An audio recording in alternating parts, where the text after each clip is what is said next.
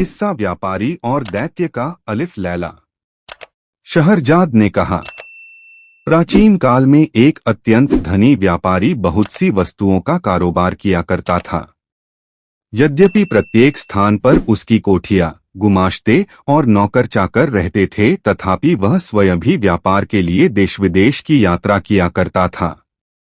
एक बार उसे किसी विशेष कार्य के लिए अन्य स्थान पर जाना पड़ा।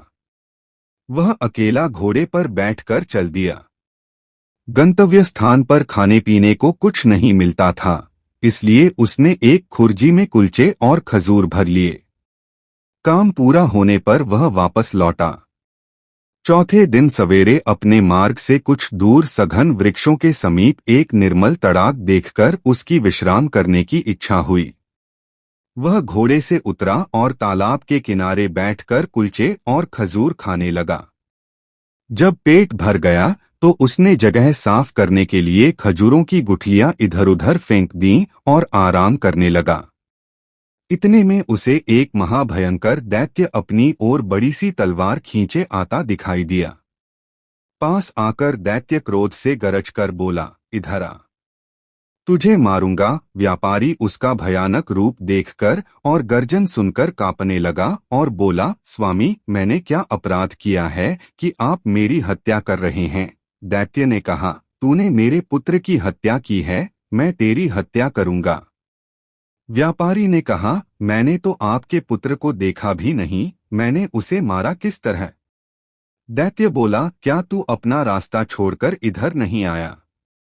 क्या तूने अपनी झोली से निकालकर खजूर नहीं खाए और उनकी गुठलियां इधर उधर नहीं फेंकी? व्यापारी ने कहा, आपकी बातें ठीक हैं, मैंने ऐसा ही किया है। दैत्य ने कहा, जब तू गुठलियां फेंक रहा था तो इतनी जोर से फेंक रहा था कि एक गुठली मेरे बेटे की आंख में लगी और बेचारे का उसी समय प्राणांत हो गया।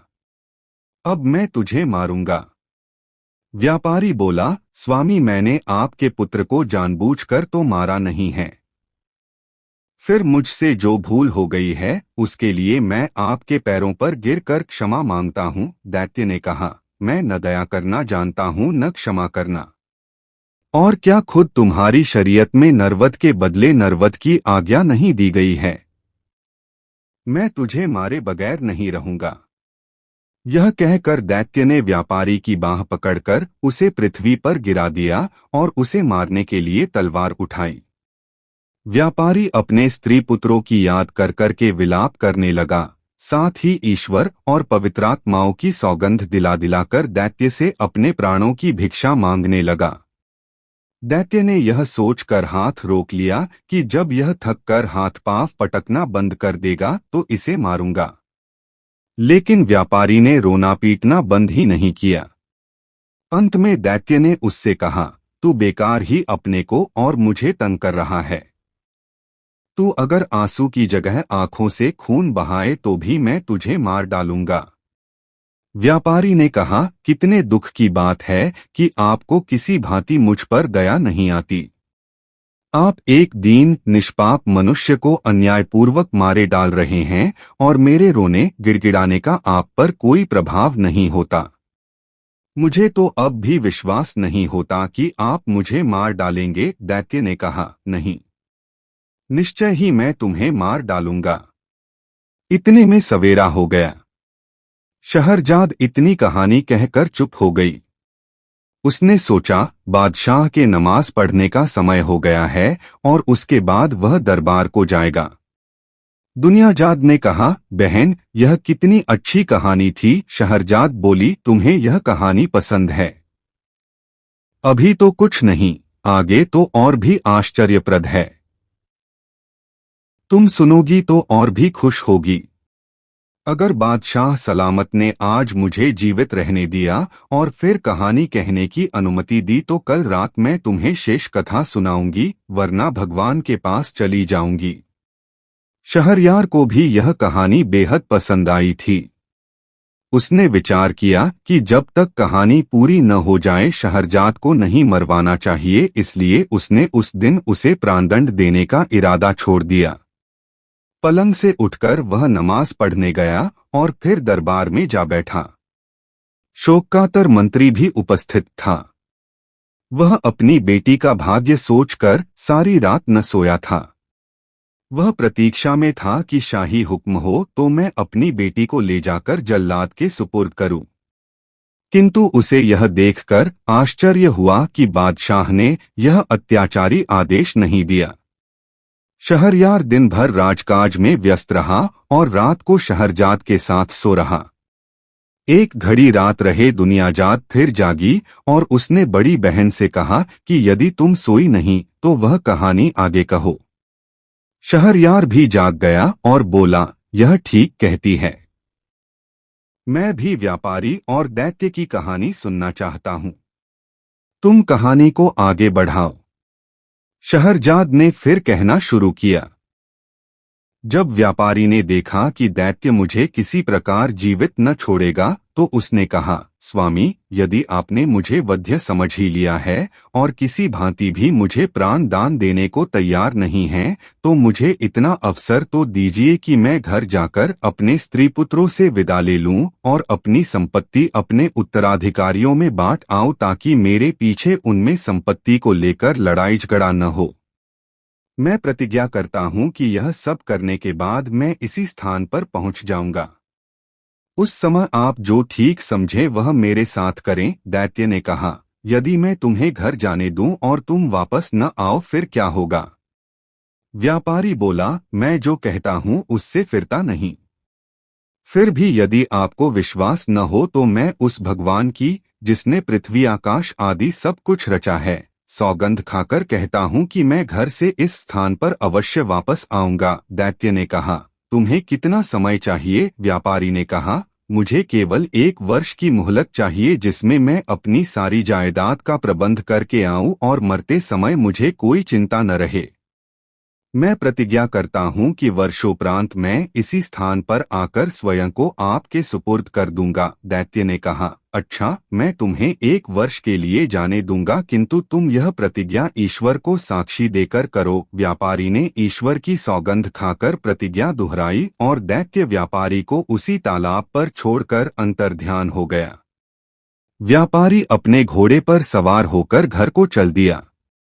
रास्ते में व्यापारी की अजीब हालत रही। कभी तो वह इस बात से प्रसन्न होता कि वह अभी तक जीवित है और कभी 1 वर्ष बाद की निश्चित मृत्यु पर शोकातुर हो उठता था। जब वह घर पहुंचा तो उसकी पत्नी और बंधु बांधव उसे देखकर प्रसन्न हुए, किंतु वह उन लोगों को देखकर रोने लगा। वे लोग उसके विलाप से समझे कि उसे व्यापार में कोई भारी घाटा हुआ है या कोई और प्रिय वस्तु उसके हाथ से निकल गई है जिससे उसका धैर्य जाता रहा है। जब व्यापारी का चित्त संभला और उसके आंसू थमे तो उसकी पत्नी ने कहा, हम लोग तो तुम्हें देखकर प्रसन्न हुए हैं, तुम क्यों इस तरह रोधो रहे हो? व्यापारी ने कहा, रोधो नहीं तो और क्या करूं? मेरी जिंदगी 1 ही वर्ष की और है। फिर उसने सारा हाल बताया और दैत्य के सामने ईश्वर को साक्षी देकर की गई अपनी प्रतिज्ञा का वर्णन किया। यह सारा हाल सुनकर वे सब भी रोने पीटने लगे। विशेषतः उसकी पत्नी सिर पीटने और बाल नोचने लगी और उसके लड़के बच्चे ऊंचे स्वर में विलाप करने लगे। वह दिन रोने पीटने ही में बीता। दूसरे दिन से व्यापारी ने अपना सांसारिक कार्य आरंभ कर दिया। उसने सबसे पहले अपने नदाताओं का धन वापस किया। उसने अपने मित्रों को बहुमूल्य भेंटें दी, फकीरों साधुओं को जी भरकर दान किया, बहुत से दास दासियों को मुक्त किया। उसने अपनी पत्नी को यथेष्ट धन दिया, अवयस्क बेटे बेटियों के लिए अभिभावक नियुक्त किए और संतानों में संपत्ति को बांट दिया। इन सारे प्रबंधों में 1 वर्ष बीत गया और वह अपनी प्रतिज्ञा निभाने के लिए दुखी मन से चल दिया। अपने कफन के खर्च के लिए उसने कुछ रुपया अपने साथ रख लिया। उसके चलते समय सारे घर वाले उससे लिपट कर रोने लगे और कहने लगे कि हमें भी अपने साथ ले चलो ताकि हम भी तुम्हारे साथ प्राण दे दें। व्यापारी ने अपने चित्त को स्थिर किया और उन सबको धैर्य दिलाने के लिए कहने लगा, मैं भगवान की इच्छा के आगे सिर झुका रहा हूं। तुम लोग भी धैर्य रखो। यह समझ लो कि एक दिन सभी की मृत्यु होनी है। मृत्यु से कोई भी नहीं बच सकता, इसलिए तुम लोग धैर्यपूर्वक अपना काम करो। अपने सगे संबंधियों से विदा लेकर व्यापारी चल दिया और कुछ समय के बाद उस स्थान पर पहुंच गया जहां उसने दैत्य से मिलने को कहा था। वह घोड़े से उतरा और तालाब के किनारे बैठकर दुखी मन से अपने हत्यारे दैत्य की राह देखने लगा। इतने में एक वृद्ध पुरुष एक हिरनी लिए हुए आया और व्यापारी से बोला, तुम इस निर्जन स्थान में कैसे आ गए? क्या तुम नहीं जानते कि बहुत से मनुष्य धोखे से इसे अच्छा विश्राम स्थल समझते हैं और यहाँ आकर दैत्यों के हाथों भांति भांति के दुख पाते हैं? व्यापारी ने कहा, आप ठीक कहते हैं। मैं भी इसी धोखे में पड़कर एक दैत्य का शिकार होने वाला हूँ। यह कहकर उसने बूढ़े को अपना सारा वृत्तांत बता दिया। बूढ़े ने आश्चर्य से कहा, यह तुमने ऐसी बात बताई जैसी संसार में अब तक किसी ने नहीं सुनी होगी। तुमने ईश्वर की जो सौगंध खाई थी उसे पूरा करने में प्राणों की भी चिंता नहीं की। तुम बड़े सत्यवान हो और तुम्हारी सत्यनिष्ठा की जितनी प्रशंसा की जाए कम है। अब मैं यहाँ ठहर कर देखूंगा कि दैत्य तुम्हारे साथ क्या करता है। वे आपस में वार्तालाप करने लगे। इतने ही में एक और वृद्ध पुरुष आया जिसके हाथ में रस्सी थी और दो काले कुत्ते उस रस्सी से बंधे हुए थे। वह उन दोनों से उनका हालचाल पूछने लगा। पहले बूढ़े ने व्यापारी का संपूर्ण वृतांत कहा और यह भी कहा कि मैं आगे का हालचाल देखने यहाँ बैठा हूँ। दूसरा बूढ़ा भी यह सब सुनकर आश्चर्यचकित हुआ और वहीं बैठकर दोनों से बातें करने लगा।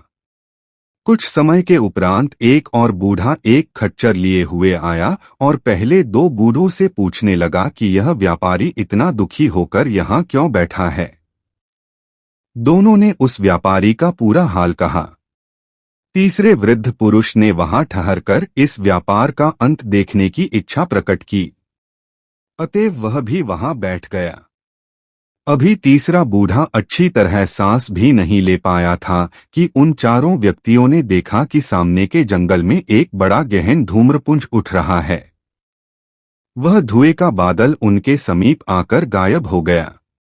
वे लोग आश्चर्य से आंखें मल ही रहे थे कि एक अत्यंत भयानक दैत्य उपस्थित हो गया। उसके हाथ में तलवार थी और उसने व्यापारी से कहा, उठकर इधर आ, मैं तुझे मारूंगा। तूने मेरे बेटे को मारा है। यह सुनकर व्यापारी और तीनों बूढ़े कांपने लगे और उच्च स्वर में विलाप करने लगे। उन सब के रोने चिल्लाने से जंगल गूंज उठा, किंतु दैत्य व्यापारी को पकड़कर एक ओर ले ही गया। हिरनी वाले बूढ़े ने यह देखा और वह दौड़कर दैत्य के पास पहुंचा और बोला, दैत्य महाराज, मैं आपसे कुछ निवेदन करना चाहता हूं। आप अपने क्रोध पर कुछ देर के लिए संयम रखें। मेरी इच्छा है कि मैं अपनी और इस हिरनी की कहानी आपको सुनाऊं, किंतु कहानी के लिए एक शर्त है। यदि आपको यह कहानी विचित्र लगे और पसंद आए तो आप इस व्यापारी का 1/3 अपराध क्षमा कर दें। दैत्य ने कुछ देर तक सोचकर कहा, अच्छा, मुझे तुम्हारी शर्त स्वीकार है। कहानी कहो। भाइयों बहनों, कैसा लगा हमारा प्रोग्राम? और भी अच्छे प्रोग्राम देखने के लिए हमारे इस चैनल को सब्सक्राइब, शेयर और लाइक करके सपोर्ट करें।